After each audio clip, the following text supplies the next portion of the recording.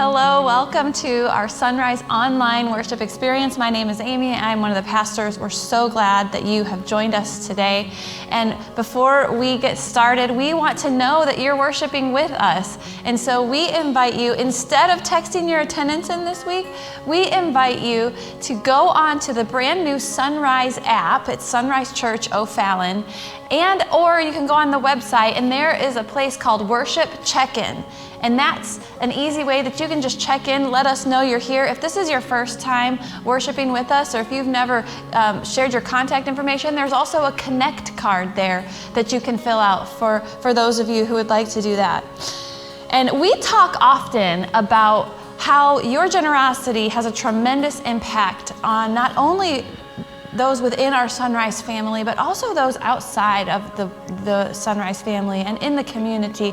And another way that you can share your generosity with SunRise is through estate or financial planning. This allows SunRise to continue its mission and vision for generations to come. And with this in mind, when we are passing on these kinds of resources, it's a way that we can honor God and also furthers God's work, realizing that our material assets are not our own, but that we are merely caretakers of these assets that God has given us while we are here. And this may be something that you've never even thought about. So we wanted to share this option with you for future consideration, along with our regular giving options. And if you are interested more in estate or financial giving in that way, or memorial funds, we invite you to call the church office and you can speak with BJ about that. Now, for today, there are still several ways that you can give. You can go to our app and onto our website, and there are secure giving platforms that way, or you could even mail a check in the mail or drop one off to our physical location, and we could also receive it that way. So now let us join our hearts together wherever we are and pray. God, we thank you for yet another day to live and to worship you and to sing your praises. We thank you for the breath that you give us. And we thank you, God, for this opportunity to come and draw near to you with our church family and worship you. And Lord, together, we pray the prayer that you taught us to pray by saying together, Our Father, who art in heaven, hallowed be thy name. Thy kingdom come. Thy will be done on earth as it is in heaven. Give us this day our daily bread, and forgive us our trespasses, as we forgive those who trespass against us. And lead us not into temptation, but deliver us from evil. For thine is the kingdom, and the power, and the glory forever. Amen. And now I encourage you, SunRise family, no matter where you're worshiping, to sing your heart out and worship God as we sing together.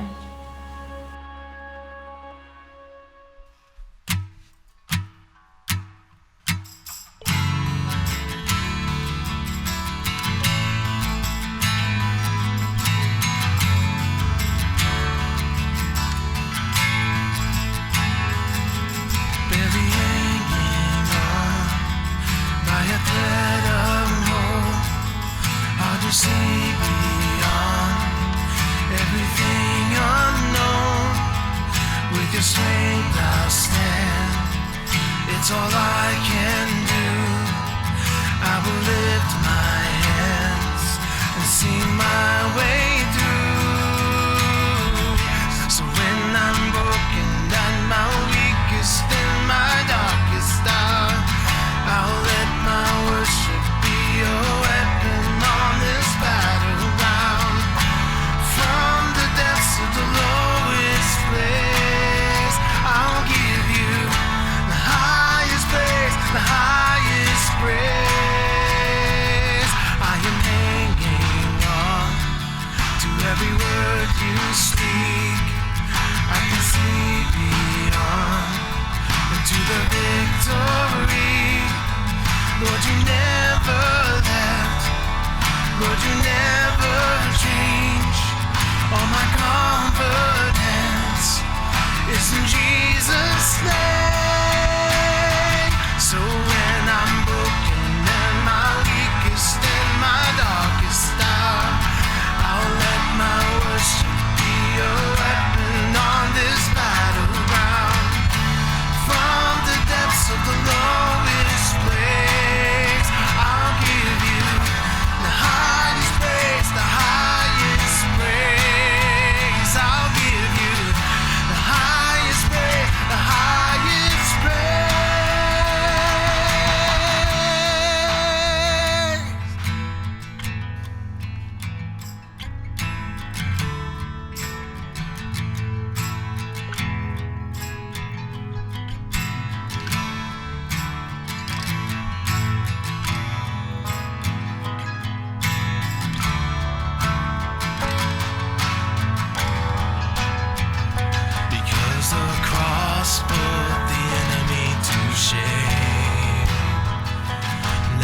my song echoes through an empty grave, because the cross put the enemy to shame. And now my song echoes through an empty grave, because the cross put the enemy to shame. Now my song echoes through an empty grave, because the cross put the enemy to shame. Oh, and now my song echoes through an empty grave. So when I'm broken and my weakest and my darkest hour, I'll let my worship be a weapon on this battleground. From the depths of the lowest place, I'll give you the highest praise, the highest praise. Because the cross put the enemy to shame.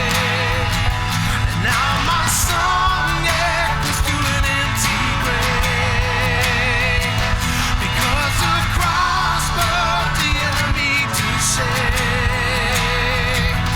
Now the song echoes through an empty grave.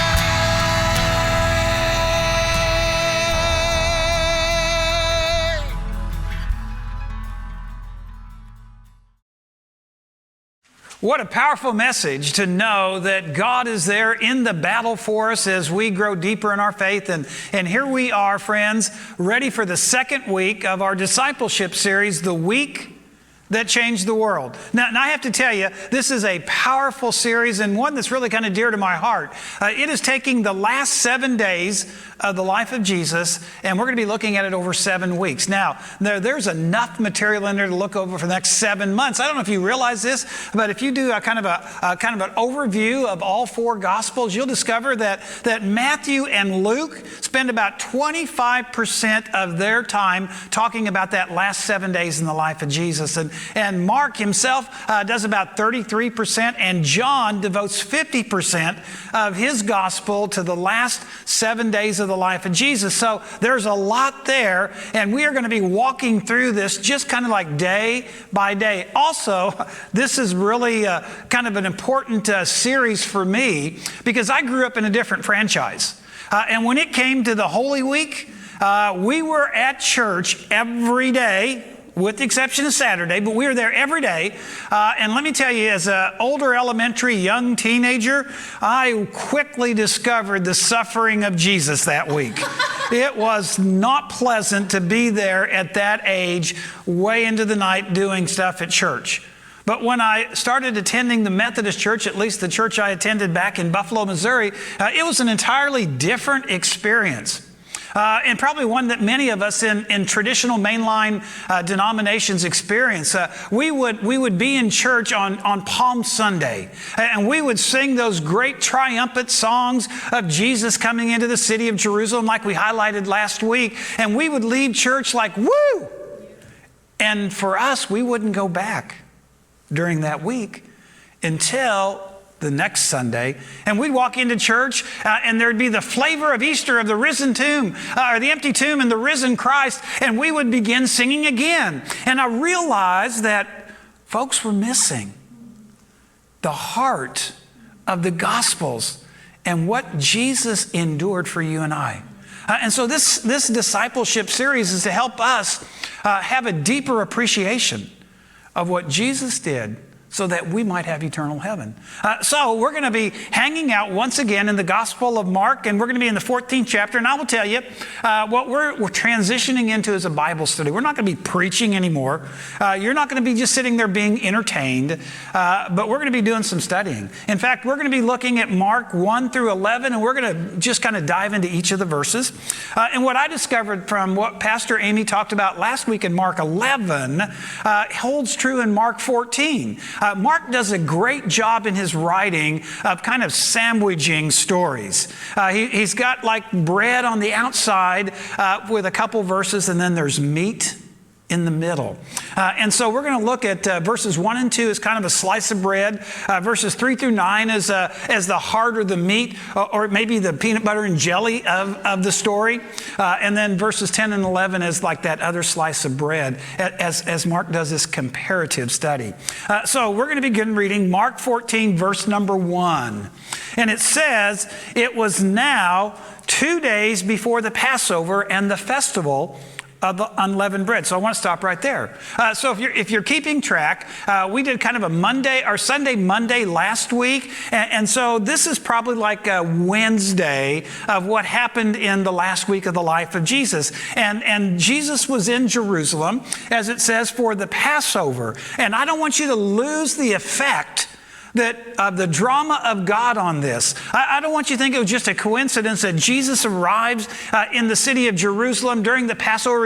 It was the backdrop for the week that changed the world. Remember, Passover was that great celebration of the Israelites remembering that God freed them from slavery in Egypt, just as this is the backdrop for God freeing us from the slavery of sin and death.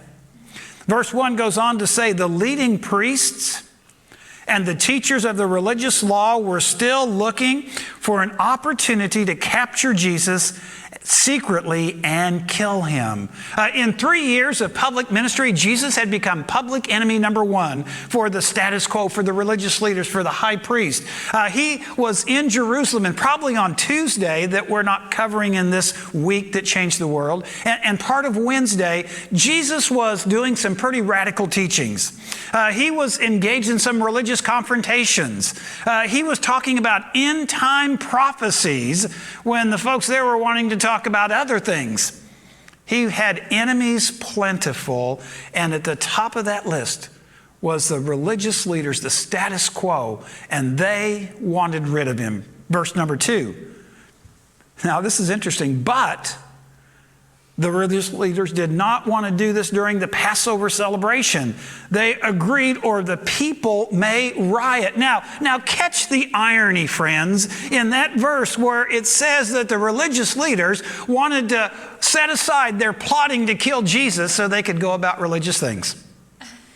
I mean, we think about, wow, they were really, but then I got thinking, wow, how many times might I be engaged in gossip or slander, or advancing my own agenda, but I set that aside so I can have the appearance of being religious and holy. Verse 3. So now this is the heart, the meat of that story. "Meanwhile, Jesus was in Bethany at the home of Simon, a man who had previously had leprosy." Let's stop right there. Simon, who had to be identified to separate himself from many of the other Simons in the Bible as a man who had leprosy. In other words, he was a man whose reputation of the past followed him.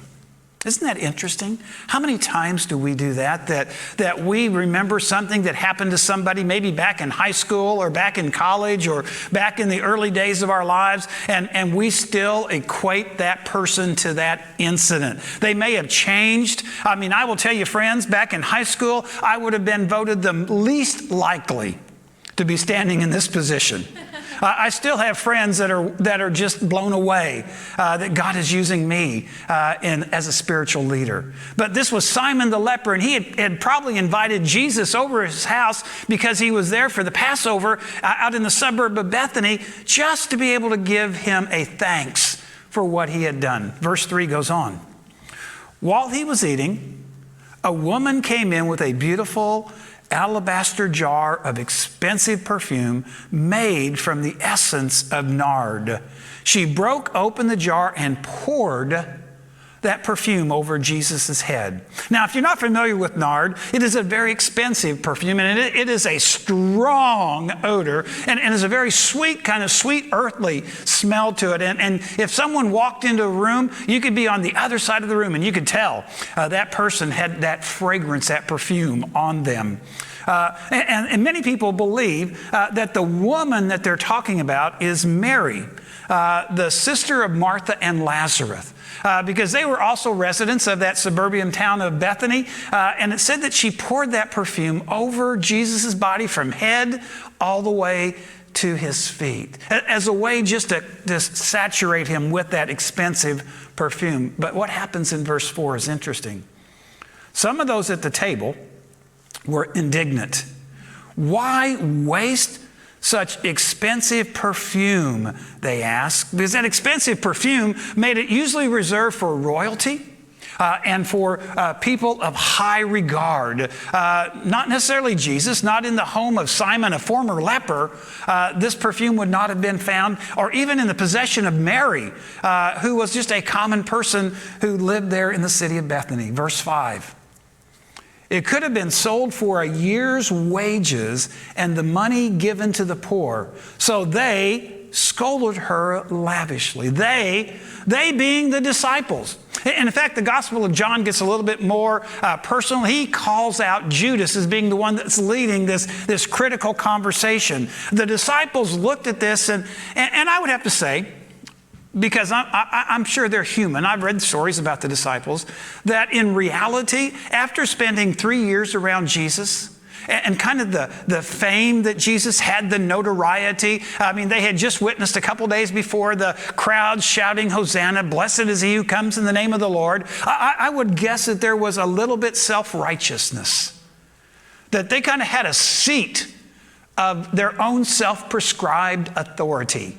And they had that looking down their nose at other people. They were kind of the amen corner for us folks that remember those days. And they were the folks that when they saw Mary waste this expensive perfume, they were ready to scold her and criticize her. They wanted to give the money to the poor. And I'll tell you, yes. But there's always something when we're looking at what other people are doing, there's always something that we would do better with the resources that someone else is dealing with. Verse number 6. But Jesus replied, I always love this. You know it's coming. You know, Jesus is about to have a come to Jesus moment with those sitting in that room. He says to the disciples, leave her alone. Why criticize her for doing such a good thing to me? As I read that verse, I thought about this was Mary's gift. It doesn't say how an average person would be able to afford an expensive perfume that was probably a year's worth of her income. But I also realized it was her gift, and Mary could do with it exactly what she wanted and how she wanted to use it. And really, friends, who in the world had right to question? The disciples didn't, no matter how self-righteous they may have seen themselves. Jesus, the one that she addressed and poured this perfume over, was the one that said, back off. She did right. Verse 7, Jesus says you'll always have the poor among you. See, that's in response to them saying we could have sold it and give money to the poor. And you can help them whenever you want to, but you'll not always have me. Now, I have to say that's a tough statement I've wrestled with for a long time. It's a tough statement to understand when Jesus says, don't worry about the poor. They'll always be with you. Well, there's a couple realities there. Yes, the poor will always be there because our hearts are not 100% yet dedicated to God to take care of them. But also what you need to know, there was a Passover tradition that during the Passover celebration, the Jewish folks would look around and find those that were less fortunate and would give them offerings or gifts as a way of kind of patting themselves on the back. And so it became a tradition, it became a ritual that happened sometimes exclusively at that time of year, but not through the rest of the year. And Jesus says, you can do this whenever you want. Don't just regulate being able to reach out and help people a certain time of year. We don't have to wait till Christmas when we feel compelled to give. We need to have extravagant generosity all the time. I also look at that verse, and what I realize is that Jesus is talking about a prioritizing of our activities to have a really faith-filled life. You see, at the heart of the meat of this story, this sandwich that Matthew provides, what we see is this is an act of worship by Mary. She's just not going in and breaking a jar of perfume and pouring it over Jesus. She was worshiping Jesus in a way that the disciples who had been around Jesus for 3 years and camped with him and understood him and had conversations, they hadn't connected yet. It reminds me that worship creates a passion for real service. Now, Jesus' brother James writes in his letter, the epistle says that faith without works, and I love what my friend Dan Englehart says, faith without works is like a screen door on a submarine. It just doesn't get you anywhere. But at the same time, Mary displays that works without faith is an incomplete life. Leaves us empty. We become ritualistic and we go through the motions. Verse number 8. Jesus is still speaking. She has done what she could and has anointed my body for burial ahead of time. 2 things. Mary was always noted whenever you read about her as being a listener. Obviously, she listened to Jesus' sermons much better than the disciples because they were probably thinking other things. And she sat at the feet of Jesus, and her sister complained about that, but she heard and she understood that Jesus was someone special. And the perfume she used that anointed him for his burial. Once again, Jesus is kind of pointing to his destiny, a destiny the disciples were not paying attention to. Those with ears, so to speak, let them hear. Mary worshiped Jesus here and with her heart that led her. Now, what's interesting, think about this expensive perfume, this aroma that just kind of stretched for miles. She anointed him on Wednesday. She just drenched him in this jar of perfume. And so when Jesus left there, imagine the rest of the week that Jesus had ahead of him this smell of someone of regal, of someone who was important. It preceded him into the upper room in the Last Supper as he spoke to the disciples. It surrounded him when he was praying in the garden and the troops came to arrest him. It was there when he went before the high priest and before Pilate. And they kept asking him, "Are you the king of the Jews?" And all they had to do was take in a deep breath because of that perfume. It was there when the Roman soldiers beat him and they stripped him. And that aroma of just being someone important continued to flow. It was there when they nailed him to the cross and when they hung him on the cross. And when he died, it was unmistakable. And it was there. She anointed him not just for burial. She anointed him for that journey to the cross. Verse number 9, Jesus goes on to say, "I tell you the truth, wherever the good news is preached throughout the world, this woman's deed will be remembered and discussed." You see, this was a foreshadowing, a prophecy of the resurrection. Because see, there's no good news if there's not an empty tomb. And there's no empty tomb if there's not a dead Jesus. You see, the week that changed the world was framed, think about this, was framed by a woman who in that society was considered not at all equal with the men in that room. A woman pouring expensive perfume over the head and body of Jesus and doing that in the home of a person who had been an outcast, a former leper who still had people looking at him in a strange way. I mean, you talk about a dinner party with all the makings and all the markings for rejection and ridicule and enough ammunition for those looking to get rid of Jesus to follow through on. Verse 10, here's the other piece of bread to this wonderful Mark sandwich. Then Judas Iscariot, one of the 12 disciples, went to the leading priests to arrange to betray Jesus to them. As I read that, I ask myself, what motivated Judas to this act? Was it frustration over the perfume and the expensive money that they lost? Because many people believe he was the treasurer and he was also kind of skimming off the top. Or maybe there was fear that Jesus just would not be able to follow through with what he perceived, what Judas perceived as overthrowing the Roman government. Maybe he was just frustrated and fearful that Jesus would fall out and Judas would lose his power. The scripture states that the devil entered into Judas and tempted him into the action against Jesus. But yet, friends, remember that every time the devil tempts us, it still requires us to act and follow through on our own. The devil doesn't make us do it. He just gives us the opportunity.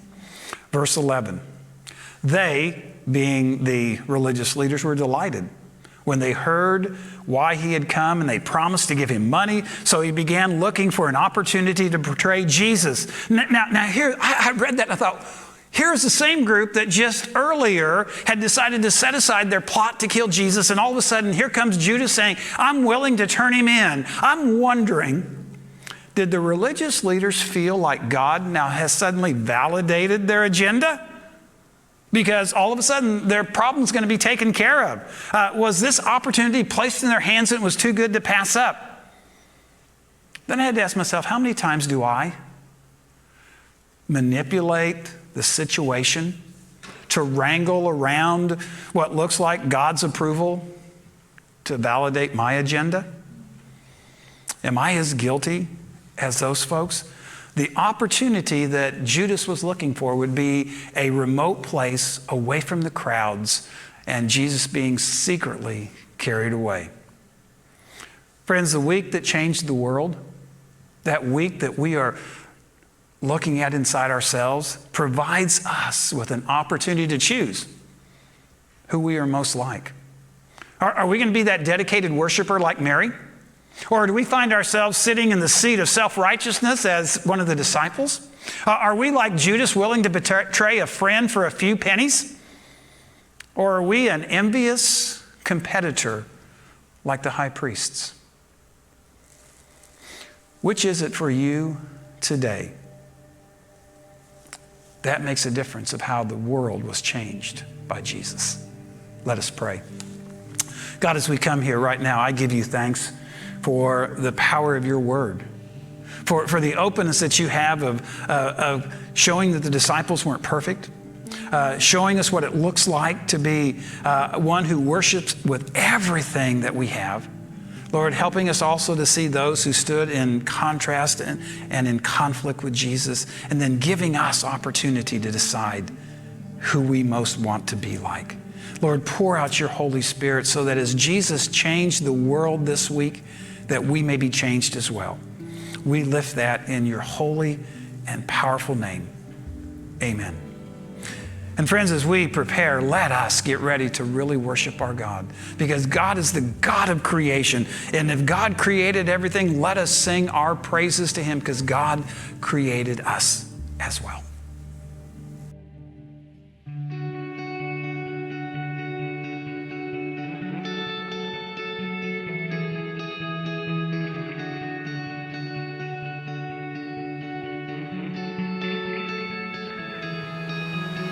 God of creation, there at the start, before the beginning of time.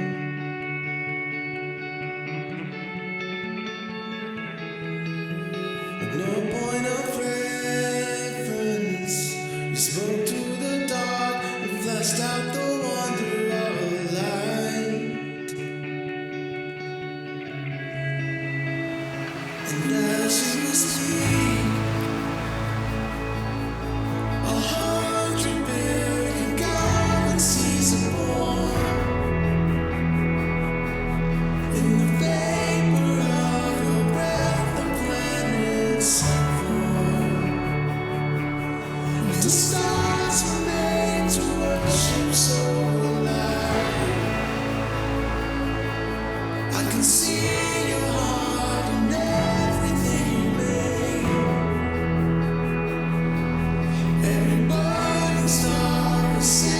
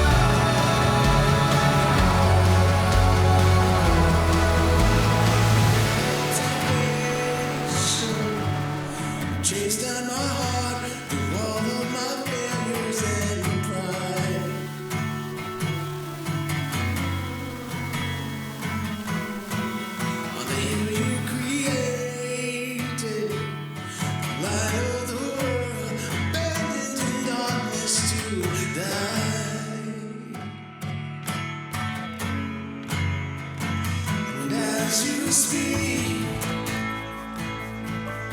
100 billion things disappear. We lost our lives so I could find it. If you left the grave behind you so relied, I can see your heart and everything done. Every part designed in the world if you learn the show, surrender so I can see your heart in billion different ways. Every precious one, the child you died to save. If you gave your life to love yourself, like you would again 100 billion times. But what measure could amount to your desire? You're the one who never leaves the one behind.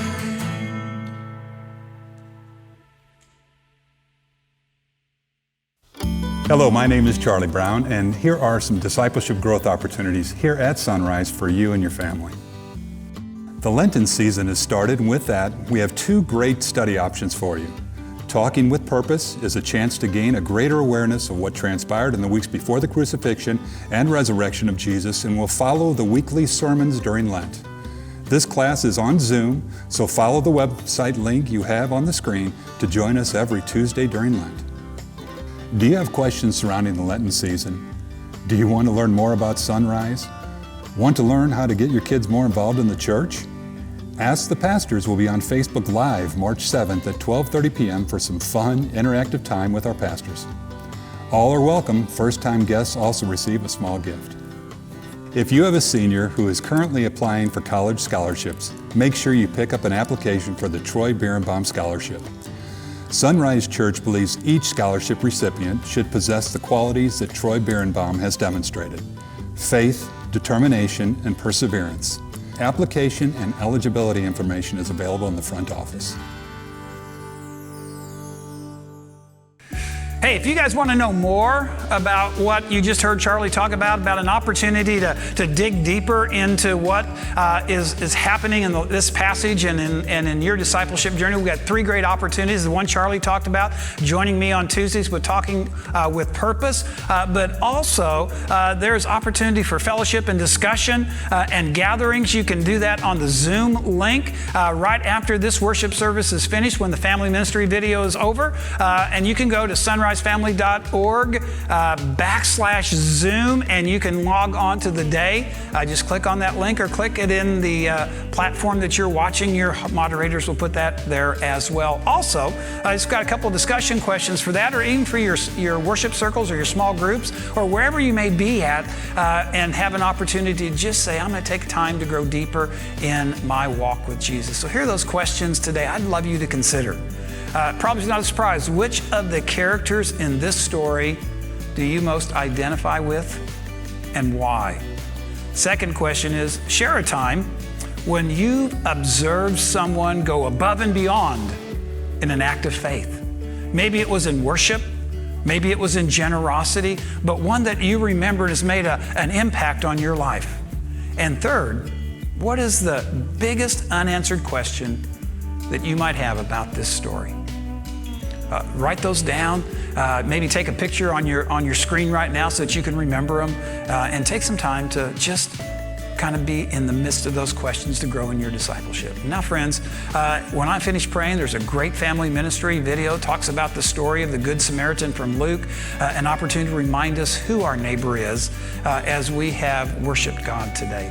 Let us now receive God's blessings. May the blessings of God, the Father and the Son and the Holy Spirit be poured out upon us, that we may leave an opportunity of worship now to go into service. May our worship today inform our service. In Jesus' name, amen. The Bible. It's 66 books of history, stories, letters, and poetry that fit together to form God's one big story. The epic adventure of how He created us and loves us so much that He made a way to rescue us. As we travel through the Bible, from Genesis to Revelation, we discover people who met God and found their lives changed forever.